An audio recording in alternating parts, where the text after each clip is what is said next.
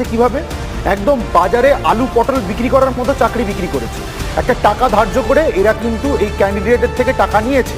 এবার এটা একদমই নয়, হ্যাঁ, এবার এটা একদমই নয় যে 25,000 জন যাদের চাকরি গেছে সবাই টাকা দিয়ে চাকরি পেয়েছেন, তা কিন্তু নয়।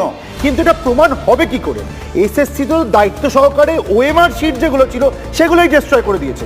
ইনফ্যাক্ট খালি ফিজিক্যাল ওএমআর শিট নয়, এদের সার্ভার থেকে যে ডেটাগুলো ছিল সেগুলো ডিস্ট্রয় করে দিয়েছে, আর অর্ডারের কপিতে সেটা রিফ্লেক্টেড। আর আজকে মমতা বন্দ্যোপাধ্যায়ের ক্যাবিনেট কি অবস্থায় চলে গেছে ভাবুন। মমতা বন্দ্যোপাধ্যায়ের ক্যাবিনেট দায়িত্ব সহকারে সুপার নিউমারারি পোস্ট ক্রিয়েট করাটা কিন্তু বৈধ বলে দিয়েছিল। মানে তারা ডিসিশন নিল যে আমরা সুপার নিউমারারি পোস্ট ক্রিয়েট করব, রাজস্বের টাকা দিয়ে এদেরকে টাকা দেব, মায়না দেব, এবং তার জন্য যারা বেআইনিভাবে চাকরি পেল আমরা জানি। কিন্তু সিএম বলছেন চাকরি হারাদের পাশে আছেন, সুপ্রিম কোর্টে যাবেন। তার মানে তিনি শুভজিৎ দা চাকরি হারাদের পাশে উনি আছেন কিভাবে আমরা দেখতে পাচ্ছি। এই যে 25,000 জন